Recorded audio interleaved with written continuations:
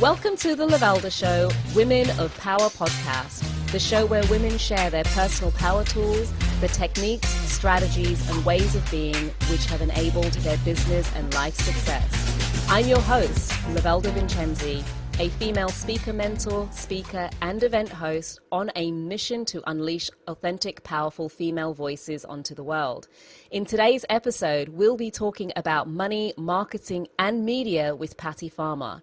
Patty is an award-winning marketing and media strategist, international speaker, podcast host, magazine publisher, and event producer, and works with small business owners, entrepreneurs, and speakers to attract and convert their ideal clients so that they can have a big impact in the world and bigger deposits in their bank accounts.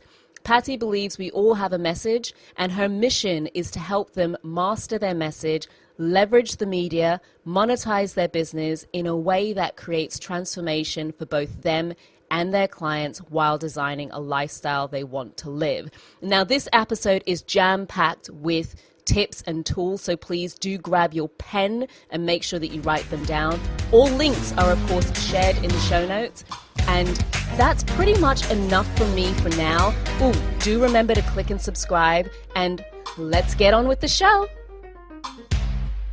Hello, welcome to another episode of the Lovelda Show, Women of Power podcast. If this is the first time you're joining, then you should be hitting that subscribe button like now. But from the introduction, you will know that our guest today is the incredible Patty Farmer. Hey! What a great way to start the day. I mean, seriously, who doesn't want to make more money and know how to monetize stuff? So my mind is blown that we're speaking today. Can you give people like the short version, because you do so many incredible things in terms of your business and particularly around marketing and media.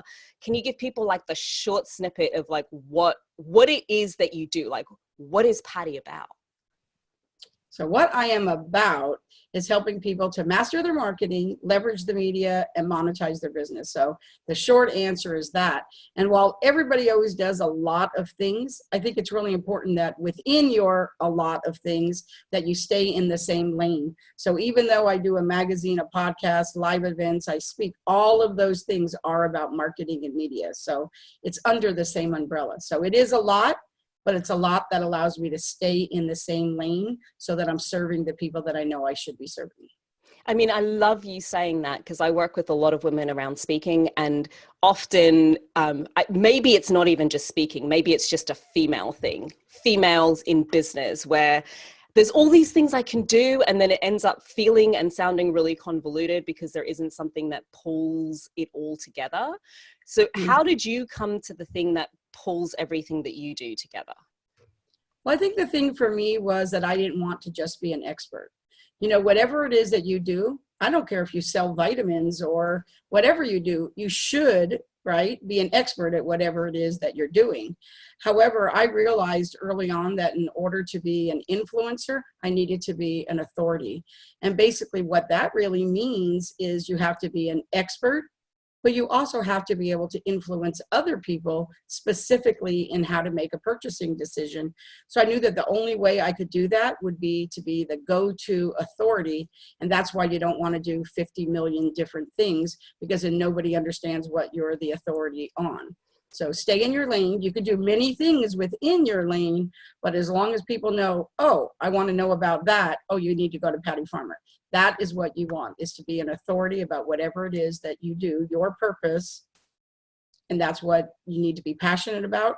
And if you stay in that, people will know it and they'll come to you when they need you.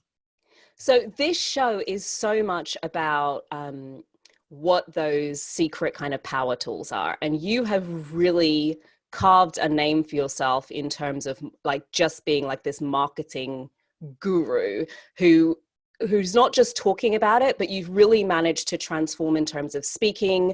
You've got a magazine out, you run a podcast, and in all of those areas, you've managed to monetize them and get leverage and really grow a sustainable business. And those are three areas in particular in which I know there are a lot of women who are out with visions of doing things in those spaces, but not necessarily being able to translate that vision into a bona fide business. Like, I want a podcast, but the podcast makes no money. I want to speak on stages, but it kind of isn't really making very much money. I want to run events, but they all just about seem to break even. So what are your kind of secret tools? Like, we're looking for three. So we're going to start from the top. Like, what would you say is your top secret weapon or way of being that's really allowed you to carve a name out for yourself? I love that question. So the three things are speaking, doing events, and leveraging the media. And they all go hand to hand.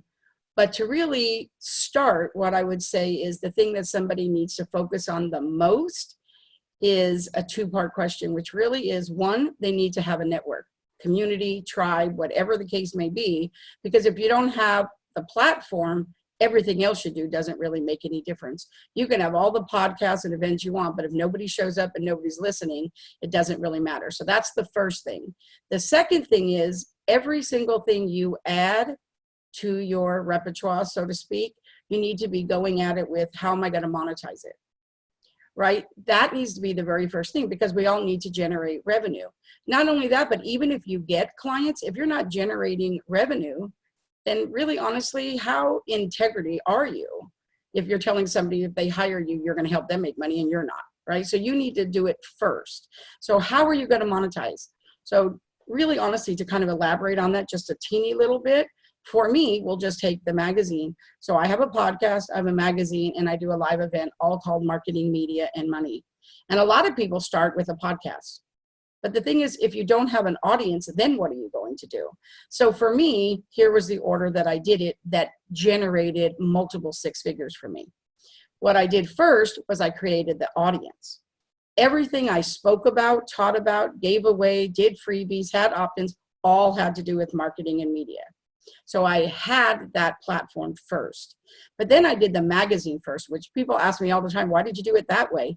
I did it because they subscribed to the magazine and I could measure, track, and see how the conversions happened. So just this month, we hit 76,000 subscribers on the magazine.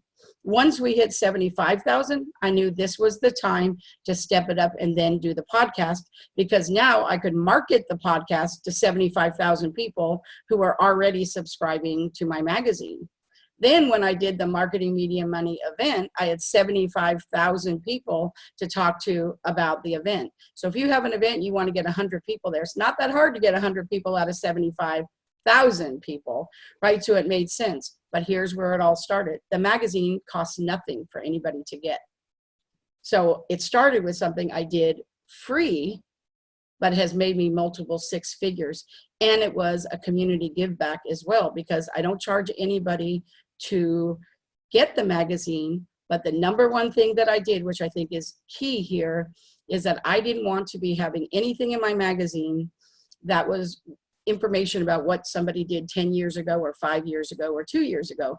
The magazine is all about what is happening in your business right now that's generating revenue for you. What is going on right now? So when I'm out hand selecting, I hand select every person in my magazine. It's because they're going to share some strategy, behind the scenes secret, or something, so that everybody who reads that magazine can look at it and they're going to be able to implement that in their business right then and there. And then we move on to other things. So I think doing it in the right order matters too. So there's something really interesting that you said there, and I'm curious because it may have sparked something in the listeners, which was you started the magazine as a free subscription. So when you start to build it, because the audience building was really important, but if you're building an audience but not generating money off the audience, like how do you balance that such that you can build the audience quickly and still be generating revenue? Because otherwise, surely you're self-funding. Exactly. So that's really a very great question. I'm glad you caught on that. I just didn't want my story to be too long. But really, here's why. Because there's two types of ways to make money. There's money now and more money later. right? But you're right. You have to have that plan I talked about earlier about how were you going to monetize it. So when I first did the magazine in the beginning, well, and it still does, you make money off of opportunities, right? I didn't put ads in there, and I still don't. I only do full page ads, and only to the people who write columns in my magazine. So nobody can just call me up and say, oh, Patty, can I put an ad in your magazine?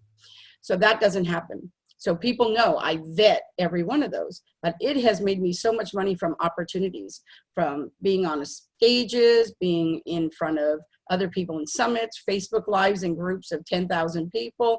And those things are the things that actually make me the money.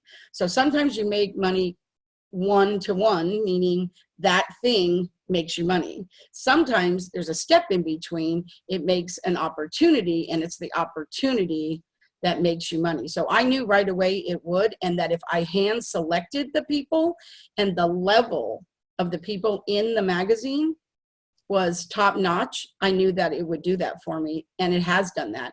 And just this year, in the next issue, we are going to have a whole new format where now people are going to be able to have a column in the magazine, and those 12 people are people that for the whole next year I'm devoting to helping them with every launch. They're going to speak on my stages. So it's really been able to really do a lot of things, but you have to ask yourself the question, how am I going to monetize it? So it's okay if you self-fund for a little bit, 3 months, but you have to have a plan, not just do spaghetti marketing and throw it against the wall and hope it sticks, because that's not going to work. That term spaghetti marketing, because I think there's such a fine line, isn't there, between overgiving, where you've built this audience and you're giving people stuff, and how do you balance that strategy of, this is a very deliberate choice I'm making right now to get to 75,000, and I'm going to use those opportunities? How do you balance that with just being generous? Because as women, we have this tendency to be super generous, almost to a fault, right? Where it kind of backfires. So like, what is your thought process that helps to kind of counterbalance that? So you're not just putting all of these people into a magazine, the opportunities are perhaps sitting there, but you're unable to either tap into them or possibly even see them. Well, I think the thing that's most important here is to know the difference between your target market and who a target buyer is. So your target market is somebody who has a problem that you have a solution, and that's where everybody seems to want to play. But the reality is, the sooner you can get to only really doing things with your target buyer, which is someone who has a problem, you have a solution, but they're actually actively looking for a solution and they're willing to invest in that solution. So whether they're sitting in your events, whether they're speaking on stages with you, whether they're listening to your podcast, whatever the case may be, you always want to be working towards your target buyer. So that's the first thing that I think is really important when you're thinking about opportunities. But the second thing is, I know we're going back to spaghetti marketing, but a lot of times what happens is people say, oh, I'm going to do a podcast to see where that's going to lead me, or I'm going to do this and see where that's going to lead me. Now, I think there's nothing wrong with trying new things and testing, right? There's nothing wrong with that, but you could do your testing before you do it. Like you can be talking to your audience. Oh, I'm thinking about having this podcast and this is what we're going to do. How would you guys like that? Right? Ask them questions. Find out if someone likes it first. Do your research, right? And when you do, you'll find out, oh, when I first decided to do the magazine, I figured out I needed to wait a year. And it like drove me crazy because I wanted to do it so badly. But I knew with everything else I was doing, I needed to wait. And so I think timing is really good, but that goes back to do the work. So here's what happens when people aren't making a lot of money, they're not generating revenue, and they have all these ideas. They're just kind of throwing up all this kind of stuff, hoping that one of them will catch, and then that's where they're going to go. And I think that's not really how you'd run a business. That's not being a CEO of your company, right? So you really need to be the CEO of your company and say, okay, here's my vision, here's what I want to do, and have a plan. And with that said, I'm going to tell you, one of the things that cracks me up is like at the end of the year, when people are talking about setting goals for their next year, I just have to tell you, if you're setting goals for your next year at the end of the year, your first quarter already is going to be terrible. You need to be thinking about that in like August, September at the latest, so that you already know what you're going to have happen. And I think the last thing I'm going to say, and women are just terrible at this, I'm just going to say it, is stop going to your friends and asking them for advice about how you run your business. Stop going to just people that you see on Facebook and asking them. The only people you should be asking are people that are already done what you want to do and they're already where you want to be. If not, all you're doing is just gaining opinions, and that just convolutes your decision making, because now you're thinking about what all these other people think. You don't need their opinion. So what should we be, I mean, it's difficult, right? Because we're kind of in this position where it's something new, or we've been in it for a while. We're ready to move things forward. You've clearly got a very strategic way of thinking things through. What, like, where did that come from? Because not everybody's there. It's like, how do we balance this, like wanting to have fun and do the thing that we love with really being quite strategic? How did you develop such strategic thinking? So here's the part that's kind of funny about that. I am a right brain person for sure. Creative in everything that I do. I had to learn to do the other things in order to be successful. But once I asked myself and said, why are you even doing what you're doing? And I realized I travel all over the world. For me to leave my family and be able to step away from the things that I love, I knew it had to make me money or it just wasn't worth doing. So with that said, though, there are also things that I do because I love them. So here's an exercise that I use that's really easy, and it's really easy to visualize, is think of a beautiful, beautiful table, right? Just beautiful table. I actually went and got one online, and I actually made it on a paper so I look at it. And here's how I want you to think about it. Here's the table. Every time an opportunity comes to the table, like the way I did that, every time an opportunity comes to the table, that table has 4 legs, and it needs to fit into this, because what happens is, it's critical to be able to be decisive and be able to make a decision. And that's where in the beginning I was terrible. I would just analyze till I was paralyzed, right? So now what I do is I have this table and I have 4 legs, and everybody's will be different, but just for the example's sake. So one of my legs is speaking. One of my legs is doing events, right? One of my legs is all about my products and services. But the 4th leg is philanthropy, or just something that feeds my soul. Right? It's just something that somebody will say, oh, Patty, and they'll tell me about something. I'm like, oh my gosh, I just love that. It feeds my soul. And that's okay too. So when an opportunity comes to the table, you need to know, does it fit into one of those legs? If it does, you need more information. And then you say yes. If it doesn't fit into those 4 legs right now, the answer is no, not now. And then you just tell that person, you know what, now's not the right time for me, but please keep me in the loop, and, you know, come back later with something else, or I'll reach back out to you when the time is better. It's okay to say no, not now. But if somebody's not making money, what they tend to do is just say yes to everything. It's better to take that time and find something that's really the right thing for you to do than just saying yes and hoping somebody else is going to lead you to something that's going to work for you. Step into being the CEO of your company and make decisions that will make those opportunities. I think that's so important. It's as much about what you say no to as it is about what you say yes to. And just because you can, like, just because you have the skill to, just if you have the ability to, doesn't mean that you should, right? I say no to so many speaking opportunities because I have a very clear metrics in terms of when I will or will not do an opportunity. And there are some that, I mean, there aren't very many I do pro bono, but there are some that I might do, you know, at a discount because I want to. It's like, oh my gosh, I just really want to get involved. And there are others where I just think, look, the fee is the fee is the fee. It's not budging. It's not moving. It's like literally the only way you're getting me out of my house. Because I actually like to say all the time that the word no is a complete sentence. You don't need to justify it. There's not a rationale for it, but it's that bit of being able to say no to something small to allow the space for what you really want to come in. Because all of those, like, I've always almost had to visualize it like a jar. Like, all of those little things mean you can't put the big thing into it. Like, if you fill the house with clutter, you have no space for a sofa. You kind of need to take all of the other bits and pieces out. And if you keep saying yes to all of these little things, you're really busy getting no traction. And it's not necessarily comfortable, because sometimes they take longer than you're comfortable sitting for. And I think the other thing to remember too is when you do say no, if the opportunity isn't the right thing, you don't have to explain it to somebody else either. You can just say no, and then just say the timing just isn't right now. I'm involved in a few other things, but it doesn't mean it won't be another time. Please keep me in mind. You don't have to say, oh, blah, blah, blah, blah, blah. You really do not have to do it. And in actuality, you're setting the example for someone.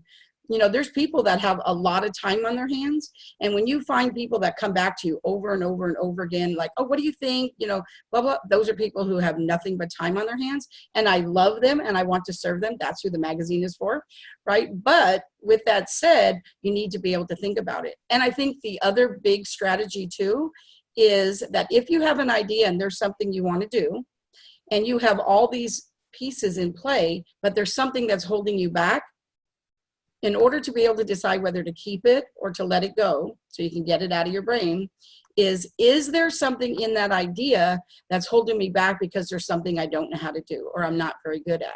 If that's the case, and you have all the pieces but that, this is an opportunity for you to collaborate with your network and say, you know, for me, I don't like to write copy. I'm not very good at it. You know, I'm a speaker, right? And so I don't really like to write. I don't even blog. Like, I made that decision. Everybody else says you should blog. I'm like, nope, I don't have to. It's not my thing. So I made the decision not to. But there are times that I've had opportunities, and that was the thing that stopped me before I finally found the most amazing copywriter. And when I go to her and say, hey, would you like to collaborate on this thing? She writes copy. She doesn't really come out and speak or do all these other things. But when I say, okay, here's what I want to do, if you'll do this part of it, I'll do this part of it, and I'll market it. And she does all kinds of things with me now. So find somebody who fills that gap. Doesn't mean you can't do it. Just find somebody else who will. I think this very much, like, if I could summarize this conversation, it's very much about stepping into the CEO role, right? Being strategic, being decisive, managing your boundaries and your time, really making decisions from a space of forward thinking, not just kind of running around and seeing what happens. That's not a CEO. You know, you don't want to work for that, the boss of that company. But that's often how a lot of female entrepreneurs, I mean, not just female entrepreneurs, but it's often how a lot of entrepreneurs are running their business. There's not that time to almost step back and think. And here's step one. So here's the number one step to doing that. And you're going to be able to go, oh, wow, I hear that all the time. So when somebody says to you, what do you do? And so maybe you're a personal trainer, or, you know, whatever the case may be. If you say, oh, I'm a personal trainer, or, oh, I'm a coach, or, oh, I'm a this. No, no, no. Your answer needs to be, I'm the CEO of a marketing, media, and money company. I'm the CEO of. That's going to raise you up in their mind and in your own, because you're the CEO. And you know what that also means? It means you own your calendar. So if you're filling your calendar having coffee with people who ask you to have coffee, and you walk away and go, oh my gosh, that's 90 minutes of my life I'll never get back, that's your own fault, because you shouldn't have gone and had coffee in the first place yet. Doesn't mean you should never go have coffee, but you need to do pre-work first. Every single amount of time you have has a dollar amount on it, right? And so sometimes it feeds your soul, and I do all kinds of things that I don't make any money, but I allot for that time by making sure that the other time that I have does. So that's when you get to design the lifestyle. So that's my whole thing, is design the lifestyle you want to live and build a business that supports the lifestyle, not the other way around. There's a lot of people who have a business and it owns them. That's a job. You're right, girl. Honestly, I have told people that I'm busy when I'm not, because I'm too busy, like, with me to be worried about whatever the thing is that they want to talk about. And it took me a moment, but I thought, they can't see my calendar. Like, at that point, that's my time for me. I do not do external meetings on a Monday. There are very, very few exceptions. If I'm emceeing an event, I've got some coming up this week. The event's on Wednesday, like, needs must. It was the only time that people were available.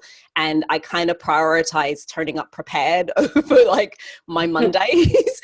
But normally, I don't even lie about it. I don't do meetings on a Monday. It's my day to reset. It's my day to work out what's happening during the course of the week. It's my day to think. It's my day. I do not meet on a Monday. Full stop, period, end of story. I don't care who you are. Like, well, girl, I'm going to tell you. So this is funny. I don't usually share this so much, but here's the thing. On Mondays, I don't do appointments. Monday is Patty CEO day.